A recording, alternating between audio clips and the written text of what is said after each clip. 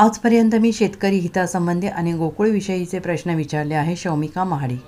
मी निवडून आल्यापासून भ्रष्टाचारावर प्रश्न उपस्थित केलेले आहेत. मला एकाही प्रश्नाचं उत्तर मिळालेलं नाही आहे. विरोधक शांत नाहीत.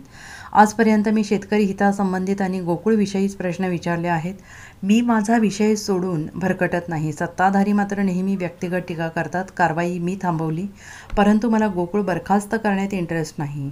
गाईच्या दूध उत्पादकांना चांगला दर मिळतो ही आनंदाची गोष्ट आहे. हाच भाव शेवटपर्यंत राहावा. कारभार सुधारायचा असेल तर सगळे एकत्र येऊन अतिशय चांगले काम करू शकतो, असंही गोकुळच्या संचालिका शौमिका महाडिक यांनी प्रसारमाध्यमांशी बोलताना केलेलं आहे. जेव्हापासून मी निवडून आले तेव्हापासून प्रत्येक वेळेस मी भ्रष्टाचारावरती प्रश्न निर्माण केलेले आहेत. जेव्हा मी प्रश्न विचारलेले आहेत मला तर एकाही प्रश्नाची उत्तरं मिळाली नाहीत. म्हणजे मी तुम्हाला प्रत्येक जीबीचं पण तुम्हाला माहिती असेल तिथे मला कधीही कुठल्या भ्रष्टाचाराच्या विषयी ना एक्सप्लेनेशन मिळालेलं आहे ना कुठली उत्तरं मिळालेली आहेत. आणि हा प्रश्न जो आहे तो खूप सिरियस आहे. दुसरी गोष्ट, विरोधक शांत नाही आहेत.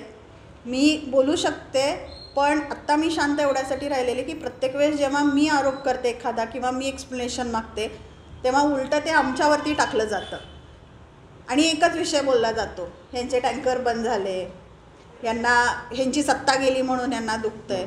मग मी पण यावेळेस असा विचार केला, आपण सुद्धा जरा शांत बसूया, यांनासुद्धा वेळ देऊया, काय करतायत चांगलं करू देत गोकुळसाठी, जर माझ्यामुळं बदनामी होत असेल तर.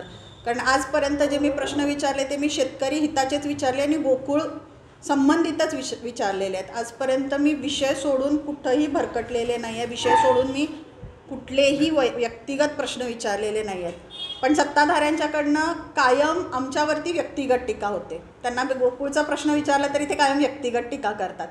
त्याच्यामुळं मी शांत बसले की जे काही विचारायचं आहे असं आता लोकांच्या माध्यमातून ते विचारलं जायला लागलेलं आहे त्यांना. मला आनंद आहे की लोकांना आता याची जागृती व्हायला लागलेली आहे. आणि निश्चित जे तुम्ही म्हटला त्याच्यावरती कारवाई होणं अपेक्षित आहे. FIR दाखल करणं पण गरजेचं होतं.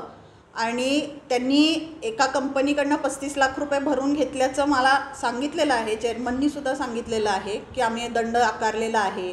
त्याच्यात जे इन्व्हॉल्व होते ते 4 लोक बडतर्फ केलेले आहेत. पण मला असं वाटतं की हे 4 लोकांचं काम नाही, त्याच्यात इतर लोकंसुद्धा इन्व्हॉल्व असतील.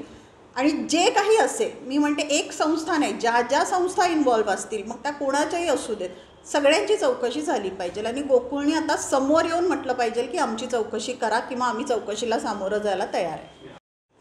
तरी पण राधाकृष्ण विखे पाटलांनी आज अमित शहांची आहे ते मुंबईत भेट घेतली आहे.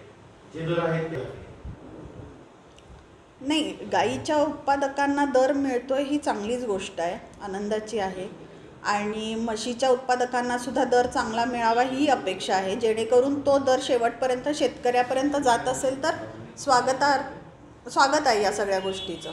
Bureau report, SBN Marathi, Kolhapur.